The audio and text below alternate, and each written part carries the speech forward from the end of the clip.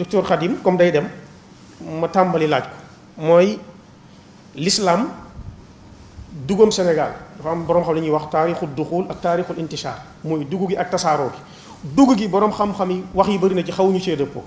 mais dëppoo nañ ni l'islam en l'an 1040 moom tasaaroo na Sénégal fekk na ko fi l'an 1040 moom Sénégal l'islam mi ngi fi ndax avant l'an 1040 ñii ne l'an 1000 sax l'islam mi ngi fi woon ñii ne l'an 1010 1030 25 mais 1040 moom dëpp li ma gis mahdisaat yi bind ko ci Abdul Qadir Silla bindkat yu bëri ba ci moom docteur Khadim yu ci bëri d'accord nañ ne l'an 1040 moom l'islam mi ngi fi woon tasaaroo na léegi bu fekkee l'an 1040 l'islam tasaaroo na Sénégal intishaar muy intishaar bi mi ngi fi ñu gis ni tarixa bi njëkk ak ci Sénégal ñëw fi mooy tarixal xaadiriya bu ci Abdul Qadir Jeylaani tarixa xaadiriya mi ngi dugg l'islam mi ngi ak ci Sénégal 16e siècle l'islam kon 1040 11e siècle l'islam dugg na Sénégal léegi 11e 12e 13e 14e ba 15e siècle jëm 16e siècle tarixa xaadiriya ñëw léegi l'islam bi duggoon Sénégal ban la parce que Cheikh Abdul Qadir Jeylaani mi nga xam ne tarixaam moo fi njëkk agsi moom mi ngi judd en l'an 1077 ca Bagdad faatu l'an 1165 ca Jeylaan moo tax ñuy wax Jeylaani ca Iran léegi moom l'islam tasaaroo na Sénégal 37 ans après mu gën a àdduna te tarixaam 16e siècle la fi agsi léegi toujours bu ñuy wax Sénégal l'islam bi fi duggoon man bëgg naa en tant que koo xam ne spécialiste nga ci matière bi ban l'islam moo agsi woon Sénégal loolu laaj bu ma yitteel la boo xam ne bëgg naa nga wax ci en tant que koo xam ne dañ la respecté ci réew mi ak ci domaine bi ak intellectuel yi lay déglu boo ko tontu ma bàyyi la nga dem ma àggale sama intervention. dooy tontu kay loolu sawar naa ci loolu sax effectivement l'islam bi nekkoon ci Sénégal avant le 16e siècle est un islam non soufi l'islam yi murabitoon yi mutaassirun ila haddin ma bi suluki suufi walakin lam yakun islaman suufiyan donc même bu ma waxee ne maanaam l'islam ci Sénégal jeexee na ci islam murabitin ça ne veut pas dire que dès le départ c'était un islam soufi puisque les murabitons n'étaient pas des soufis bon 1040 mooy atum faatum ki ñuy wax Warjaabi maanaam buuru Sénégal boobu ñuy wax Warjaabi moom il était musulman il est mort en 1040 donc l'islam était au Sénégal en 1040 tasaaroo bañ a tasaaroo effectivement tasaaroo bu limité la puisque jàngalekat yi alxuraan yi ñoo tasaare l'islam au fur et à mesure que seen écoles yi tasaaroo seen stratégie était simple da nga jàngal un groupe de 10 bu ñu jàngee ba pare kenn ku nekk kii dellu Casamance sos fa daara kii dem Njaamoor sos fa daara kii dem Fuuta sos fa daara bu ko defee daara yooyu di sos ay daara yi tasaaroo loolu moo tasaare l'islam ba ci jamono yooyu. Bon 16e siècle en fait dañuy wax naan léeg-léeg ñu ne Abdul Karim al-Maghili mi nga xam ne mi ngi gaañu 1015-3 maanaam 1603 moo ko fi tasaare mais la réalité est que Mohammed ibn Abdul Karim al-Maghili ku amoon ay relations avec les Soudanais surtout les Salatin Sokoto ak Tchad ak yooyu amoon ay relations da daan def ay tournées la preuve est que moom moo bind risalatul Maghili li Askia Mohammed risala boobu nga xam ne da ci doon wax Askia Mohammed nan la ñuy gouverner ay musulmans bu fekkee buurub l'islam nga te nekk ci ab royaume boo xam ne bii ñii dañuy musulman ñii bañ a nekk musulman nan ngay gouverner parce que effectivement loolu moo doon songaay ci jamono yooyee donc risala boobu Mohammed ibn Abdul Karim Maghili moo ko bind mais du moom moo tasaare a tariqa al qadiriya fi Gharb Afrika waaye ay taalibeem loolu moo gën a wóor ay taalibeem ndax moom 1503 la fi jóge te dañuy wax ne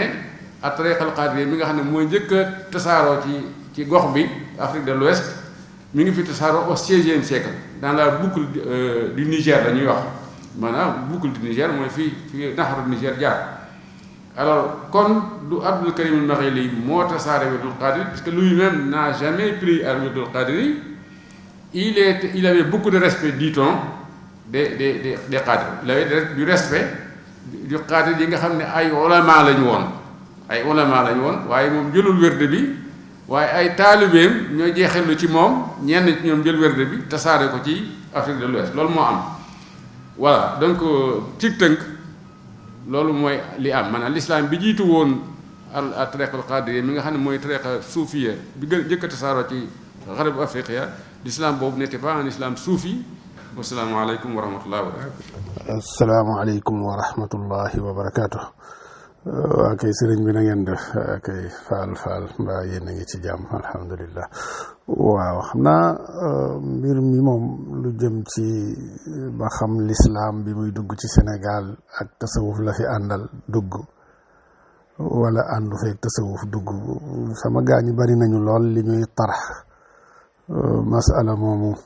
saa su ne dale ko ci seen kilifa yi ca kaw a kaw ba ca ña ca suuf. man nag masala mi moom dama ko yàgg di tàngamlu gi it la ko waral mooy dama xamut lan ban njariñ lay am lan mooy loo xam ni yan bani ala kawni l islam daxala fi Sénégal ala gayri al mashayikh suufiya ala gayri aydi al mashayikh suufiya sawaan ñoo ko fi dugal wala dugaluñ ko fi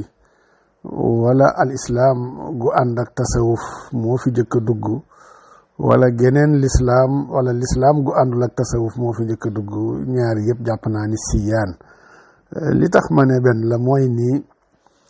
mbooleem ñi nga xam ni ñooy tanviir weneen wàll wi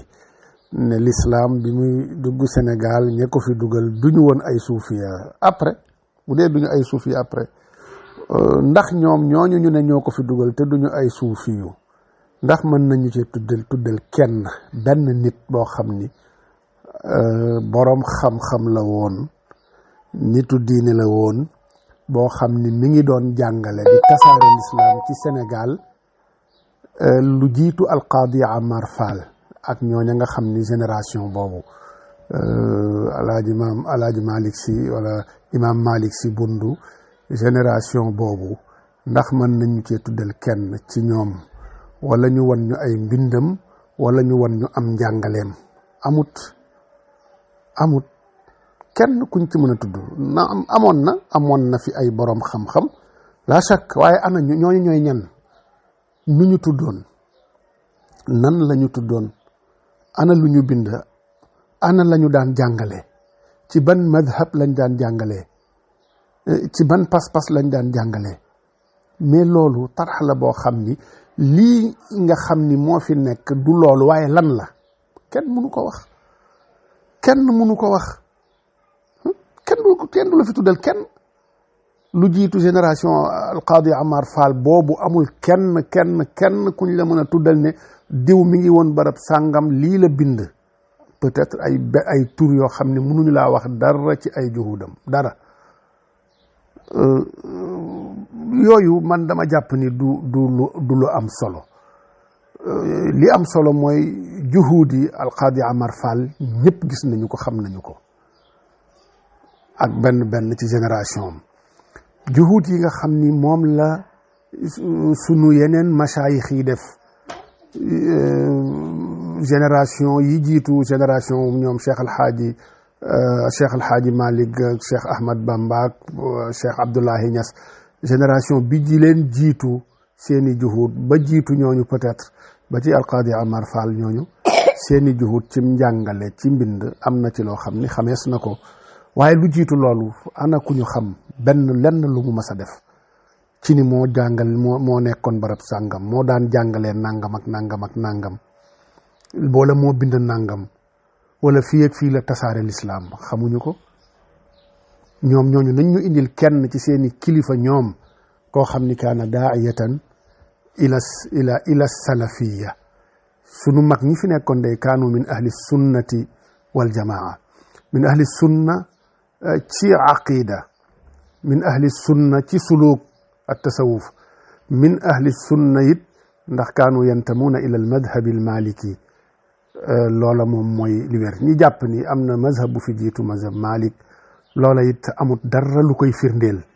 kenn mënu cee tudd benn doomu aadama bu ñu la ne kii kat mi ngi fi woon te pas-pasam te mazhabam bi mu doon jaamoo yàlla mooy mazhab beneen bu dul mazhab Malik ay mazhab Awzaa'i naam amoon na waaye du woon fii ca Andalus la yemoon mazhab Malik teel ko faa jële lool mazhab Ibadiya it amoon na cay jamono waaye boori Maghrib la. ñun Sénégal la ñuy wax Sénégal ak li nga xam ni moom ca pàcc ba nga xam ni Sénégal da caa bokkoon mooy impératoriyati Mali foofa la ñuy wax ñun. kenn mënu fi indi benn firnde buy wane ni diwa ngi fi woon te doonul woon ab maliki wala diwa ngi fi woon te doonul woon ab mutasawif wala diwa ngi fi woon te doonul woon ab ashari amul kenn mënu ci tudd kenn. ay loolu taxmin la rek da dul xam-xam da nga koy teg ci ay preuve ya ñuy wax yëpp amul dara lu ci tegu ci preuve ay taxminaat la ak ay nattaableeg ay amaana fii la jaar muraabitun yi ñuy wax kaanu mutasawifa loolu amul benn sikki sàkk ay nitu suufi yu la ñu woon jéem a tabrir wax ni dañu ribaat bi ñu yoroon nag bokkul ak ribaat yooyu yëpp ay waxi kese la li wér mooy ni kaanu mutasawifiin loolu moom mooy li wér. diraasaat yi nga xam ne defees na ko ci ñoom lépp loolu lay wane dul ñi nga xam ne bëgg nañu déformé waat soppi waat tëgginu taarix wala bindaat taarix ala kulli xaal man jàpp naa ne tarxa boobu solo si dafa néew solo lool sax ndax ñu fi dugal lislaam ay suufiya la ñu woon wala ndax mag ñi ay mutasawifun suufiyanke tasawufa jiitu Sénégal wala jiitu Sénégal après bu fi jiituwul waaye ñi ko fi tasaare te ñu mën a teg ci ñoom loxo ne diw ak diw seeni juhut ci wàllu njàngalem diine lii la wala seeni juhut ci tasaare lislaam mi ngi nii ñoom ñëpp kaanu mutasawifin nañ ma indil kenn nag tuddal ma benn tur rek ndax boo jógee ci muraabituun yooyu ak loola ñu xam ci ñoom bu ca weesoo génération yi leen topp daanaka xamuñ ci ñoom dara munuñ ci tudd benn boroom xam-xam nga ne kii ab sénégalais la te lii la doon dund lu dul ak tasawuf lu dul al aqida al ashariya day delluwaat rek ci li may wax lu bari mooy ñun Sénégal problème bi ñu am ci sunu wàllu taarix mooy dañu bëgg a dagg Sénégal ca fa mu bokkoon foofa nga xam ne dafa am xadaara am civilisation bu yàgg muy impératoriyat Ghana ak impératoriyat Mali mamlakat Mali xadaara yu yàgg yooyu nga xam ni Sénégal benn pàcc la woon ci biir xadaara boobu da ngay gis ni dëgg-dëgg dagg Sénégal beral ko ak taarix ci lu mu mën a doon dëgg-dëgg boo sukkandikuwul ci li am ci Mali ci taarixu Mali ci taarixu Ghana impératoriyat Ghana doo sori mënuloo sori alxarakatul fiqhiya ci Soudan al Gharbi boo demee yër téere boobu da nga fay gis ay boroom xam-xam yu yàgg lool yoo xam ni ñu ngi doon dund ci alqarn althamin alhijri ñu doon dund ci alqarn altaasi ñu doon dund ci alqarn alashir alhijri muy Mali ji ci sunu wet ñii am nañu ci sant Cissé am ñu ci sant Dramé am ñu ci sant Sakho am ñu ci sant Daabo am ñu ci sant Kebe am ñu ci sant Jaxate yooyu boo demee ci téere boobu da nga leen gis ñu doon ay ñu yàgg par rapport ak ñun li ñu xam ci sunuy boroomi xam-xam fii ci réew mi xam ni daanaka xawuñoo mën a weesu Qaadi Amar Fall kon sunu taarix mooy taarixu Mali ci jamono yooyu sunu taarix mooy taarixu Ghana ci jamono impératoriyat Ghana kon Sénégal amut lu ñu fi mën a wax lu dul ni diine l'islam bi ñu xam fii ak tasawuf la àndal kenn mënu leen a teqale bu nee tasawuf nag waxuma turuq yi comme ni mu tashakkule ci jamono yi nga xam ni al qadiriya al muridiya tijaniya shazaliya tashakkul gi moom waxuma ni nii la demee woon booba waaye tasawuf bi maana tasawuf al junaydi gi nga xam ni moom moo amoon ñoom Sahlu ibn Abdullahi Tasturi nañu doon dunde tasawuf xam ne ay sufiyanke lañu woon loolu la Sénégal masa xam musuta xam leneen ci wenn dundin ci wàllu dina wudut woowa ba daal sëñ bi Fall lii daal laa ci xamoon loo xam ni mën nañ la ko wax waaye tarax bi daanaka du tarax bu am solo bu tarix benn bu am solo waaw tasawuf foofu jiitu déedéet tasawuf jiitu fi di ci def ay muhaadaraat ak yooyu après bu dee jiitu fi après léegi nag waaye tasawuf moo ko fi tasaare ndax ñoom lañ fi xam ñoom lañ mën a tudd loolu daal mooy wax ji jërëjëf lii moom man jarut ñu ci guddal sax barakallahu fiikum wa nafa'a bikum shukran